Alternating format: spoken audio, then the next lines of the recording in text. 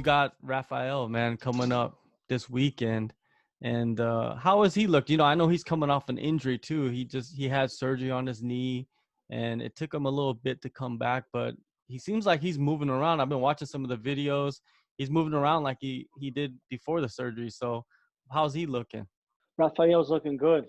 He's got great movement, as always. He has really good movement. He's real crafty, athletic, and I'm excited for him. I know the Mark Diaske, he's tough.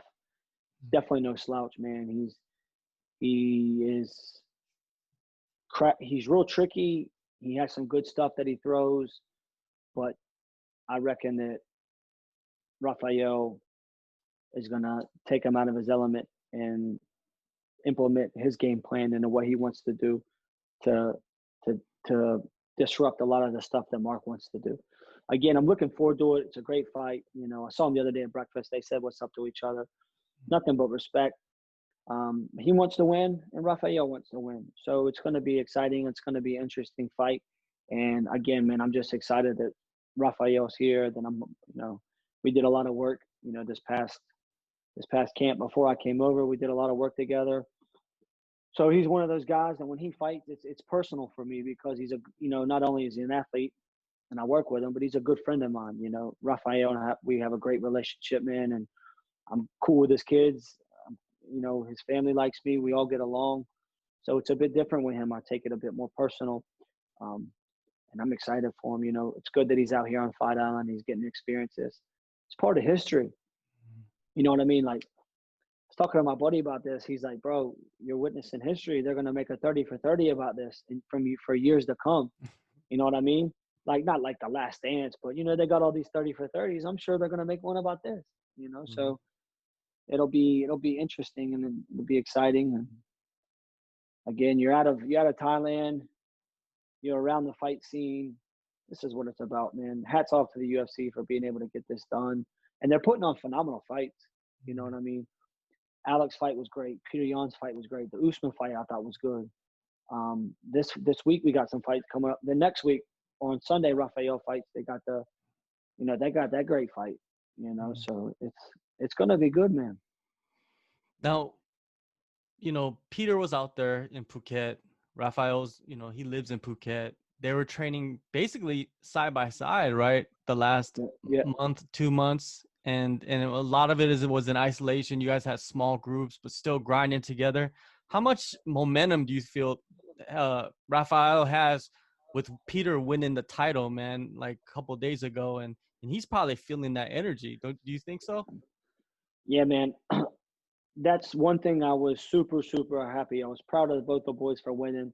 I was proud on how they won, but I was happy that they both got it because for Raphael. So now it's that energy he's got going in. And he's looking at it like, wow, two of the guys from my gym, two of the guys that work with my guys just got it done at the highest level.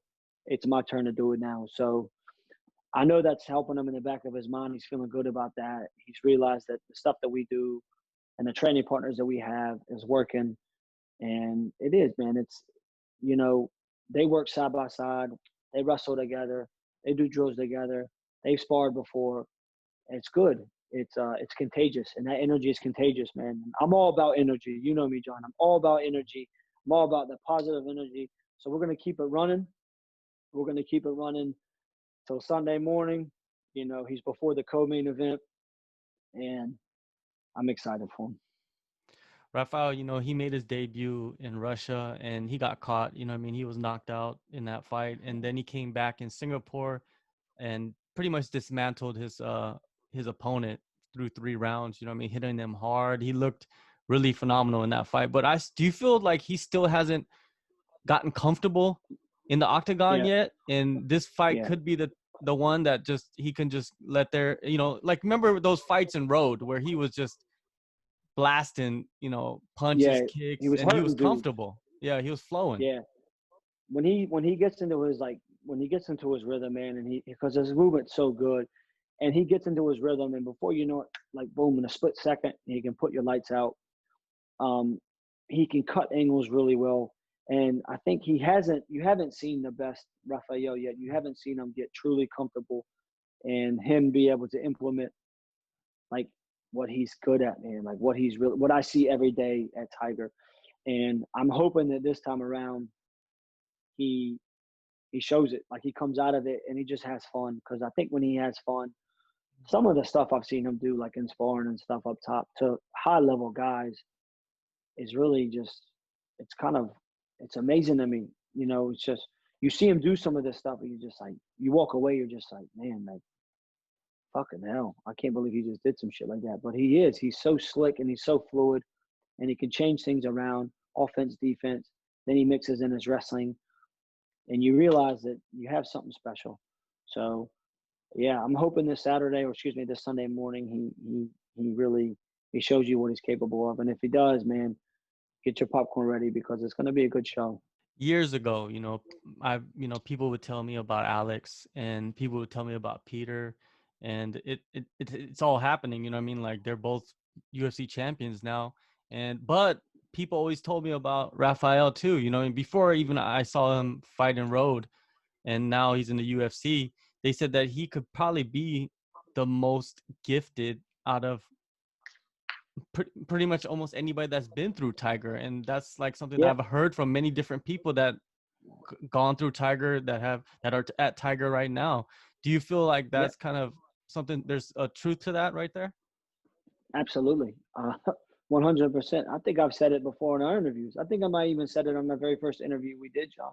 Mm-hmm. There's something in him. There's something in Raphael that I don't know, man. You're just like, wow, damn, holy shit, like stuff like that. He's just a total package type. And don't get me wrong, Petr Yan is a total package. He proved it Saturday. Alex Volkanovski proved it again on Saturday that he's a total package. But just because Raphael hasn't reached that plateau yet up to where they are, and he hasn't jumped into the rankings like that. He's in a very, very, very deep weight class. However, if there's somebody that's around that gym on a daily basis that can do it, it's Raphael. I just think that, man, when he's on, and he's hard to handle. He's almost too much for people sometimes as far as like giving different looks. And man, he has great body shots. He's just real powerful. He's athletic. He's explosive. He's dynamic. And I agree. I think that he could definitely be up there with one of the best fighters to ever come down the soy. On the island, have you heard anything about them doing another month of fights? Yeah, I heard they're going to do something in September. They want to come back here in September from just legit chat through the hotel. I've heard something about September. I've heard something about December. Couldn't tell you. I know I watched when Dana White announced everything and stuff. I know he's talked about he's got to deal with them for over a year out here. You know what I mean? And look, I love America to death, right? Through and through. These colors don't run. But fuck, there's some ignorant cunts out there in America not wearing your mask and stuff's just kicking off. And you know what? It's a liability to have shows back in the States. He said it the other day. They said, the guy asked him, are you concerned about your Vegas fights? And he cut him up. Yeah, I am concerned about my Vegas fights. I'm very concerned about the fights coming up because it ain't getting any easier over there. You know what I mean? It's starting to get worse. Look at New Zealand. Nipped it in the butt. Look at Australia. They just shut down Melbourne again for 5 weeks. Same thing's going to happen probably in New South Wales. But you know what? They'll nip it in the butt, right? America ain't been nipping it in the butt. It's just been, I felt bad for, Burns. He couldn't fight a title fight because he tested positive. And then that's not to say that he did everything right and went about it the right way. Maybe he did. And if he did, that's unfortunate, man, because that'd have been the biggest fight of his life. And he got it taken away because of this Corona thing. And like you said, man, you can't afford to have these shows in the States and then fall through based off all this stuff of people not being safe and not going about it the right way. And they're not right. The protocols aren't set into place. Well, out here they are. When we drove in on that bus, we had to go to a police checkpoint. They ain't letting you in and they ain't letting you out. Right? So nobody's coming in. if you go out, you got to come back in your quarantine for 48 hours again. You're getting tested again. So they're doing it the right way. So it's ensuring that, you know what I mean? And yeah, I think that it's smarter for the UFC. I know they're getting paid to have these shows. Guess what? There ain't nothing else going on. I saw the NBA's down in Orlando at Disney Wild World of Sports. They're going to kick their playoffs, up and running whenever. College athletics, the Ivy Leagues canceled all their fall semester sports. Some schools aren't even going to open back up fall semester. Football is only talking about playing only in conference games and not out of conference games. And now you start talking about big money. That's big cheese right there, right? It's affecting a lot of stuff. NFL are talking about you can do everything. You can't trade jerseys at the end, but you can just knock the shit out of each other. So it's a lot of stuff right now. And you know what, man? Nobody saw this coming. Nobody knows. Everybody's just going off they're just flying by the edge of their seat, right? They're doing it this way, or that doesn't work. So it's just a lot of trial and error. Knock on wood, Thailand is going about it right, man. They've done great. They haven't had a new local case in about 50-something days. If they're coming over, people are quarantining. So they're going about it the right way. I know they had said something about having a show maybe in Australia or a show in New Zealand. So, because, New Zealand's having sports now. They're having full rugby games, footy games. People are at the bars, hundreds of people, no masks, no social distancing, because they went about it the right way. But when you're talking about copious amount of money and stuff falling through, that happens to you once. They ain't going to let it happen again. So, I definitely think they're crossing their T's and dotting their I's when it comes to that scenario. Well, I want to talk about the Petr Yan fight. Let's talk about the Petr Yan fight. Okay. Because I want to talk about the arena, like getting into the arena, because you talked about a little bit earlier, like being in the corner, there's no crowd. The commentators are loudest shit, and the judges can hear everything the commentators are saying. So that has the huge effect on what the judges think about the fight. And I think like people are not talking about that right now. They're not talking about how the commentators can sway the judges in what they're seeing. You know what I mean? Like what impact like a punch can have. You talked about earlier, Aldo hit him in the elbow, but the commentators are acting like it was a body shot that nailed him hard. You know what I mean?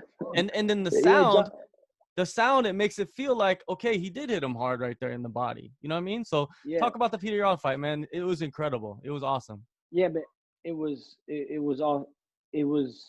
something special, man. I was so happy that he finally got the title fight that he's been working his ass off for, and he took out one of the best to ever do it. And people can say, you know what, he's past his prime. It's what it is, brother. The dude's going down in the Hall of Fame, and that's 2 Hall of Fame guys in a row that Petr Yan is not only beaten, but he's finished, right? His boxing looked unbelievable. He switched to southpaw in the second round.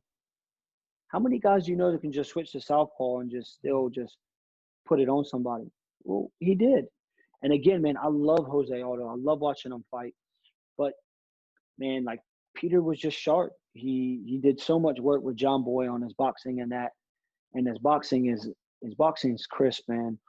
And he adjusted, took a couple kicks, got around it, and just picked his pace up. And I thought halfway through the third, definitely at the beginning, about a minute or two into the fourth, I saw Petr Yan I saw Jose kind of slowing down a bit, and I realized that the pace was getting too much for him, which is what I was counting on happening when I heard the fight was going to get announced. I stopped in my head, sat down with my brother, and I was like, man, I think Petr Yan's pace will kick in, and once it does, it'll be downhill from there. And that's what it did, man. He adjusted and he stepped up. He almost finished them in the first, didn't, but just stayed on him, stayed consistent. But man, like what's some great exchanges of back and forth. It just really shows you like Jose Aldo why he is one of the best to do it. The stuff he can do, man, like body rips, like he would go like left body rip, right leg kick, boom. Or kicks to the body, or he would throw he would slip and pivot off, and he had like good angles and stuff. But Peter didn't get flustered and just stayed. He stayed on him. He stayed composed. And yeah, he got it done, and I was so happy for him because what's funny to me is a lot of people don't know this, but Petr Yan's corner consists of 3 of his boys from back home, and then John Boy, right? like his boys growing up from back home are in the corner, and then you got John Boy. Like, to me, that's the dream. Like, on the come up 7-0 in the UFC, get the title shot. Who am I putting in my corner? I'm putting in the boys from back home. Like, you know what I mean? So to see that, because I think those 2 guys cornered him in his very first fight in Singapore. And then fast forward, now they're in this corner in the championship fight. And you just see the loyalty that him and his boys have with each other, man. And it's good to watch. And, yeah, man, it was awesome. He fought before Alex. So I'm trying to warm up Alex in the back or do what I need to do to warm him up. But I'm also got the TV screen like right here, and I'm getting anxiety and I'm like nervous watching that. He almost finished him, and then there were some good exchanges, and then finally at the end, he finished him. And hats off to Jose Aldo. He's an unbelievable competitor and a phenomenal ambassador for the sport of MMA. But again, I think the Petr Yan show's here to stay for a bit. That's another weight class that's unbelievably talented, man. You got a lot of heat in that division. Sterling's great. Morales is great. Sandhagen's great. You got, I know he's beating Jimmy Rivera, but Jimmy Rivera's fighting a tough guy this weekend. Pedro Munoz, Frankie Edgar's in that weight. There's a lot of dudes in that weight class. Cody Garbrandt's now is coming back. You got the Sugar Show, who's, talented, but I just think right now it's Petr Yan's time. So Yeah, although he looked really good in that fight, I thought that he he did. looked like he's far from done. He's only 33. Yeah. He's had a lot of fights, but he's only 33. I feel like he could still fight for a couple more years in that division. He's an old war dog. Yeah, a lot of the top guys, especially in 3-round fights. I think he could beat a lot of the top guys in 3-round fights. He just needs to stay away from those 5-rounders. But the thing is, Peter, everybody always used to tell me, once he gets those 5-rounders, no one's going to be able to match what he's got in 5-rounders. 3-rounders maybe, but the 5-rounders is a different story. And he proved it in this fight. You get to that 18-minute echelon, that 18 to 25 minutes. Or that 17 to 25, man, that's a different ball game. Mm-hmm. And that's when you start knocking on his door, bro. And like I said it with Alex. Alex in a 5-rounder is hard. It's a lot to handle for a lot of people. And Petr Yan in a 5-rounder is a lot to handle for people because you can match his pace for 15 minutes, but once you get past that and his pace goes like this and you realize you got to stay matching it, it's hard to do. Whether it's wrestling, whether it's boxing, whether it's sparring, it's hard to do. So I love the fact that it's 5 rounds for Peter from here on out. You know what I mean? I love it. I love the fact that it's a 5-rounder for him because you're really going to see like what's in the tank for a lot of these guys. But with that being said, it's a heavy, talented division.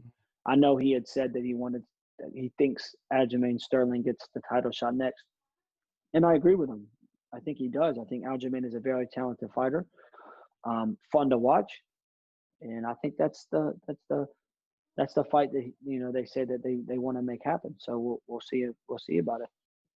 All right, yeah, man. Peter, he's a machine. Aljamain is the number 1 contender, no doubt about that. Absolutely. And I heard, I think John was saying that in another interview that he did after the fight, where Peter broke his foot or like injured his foot like 2 weeks out.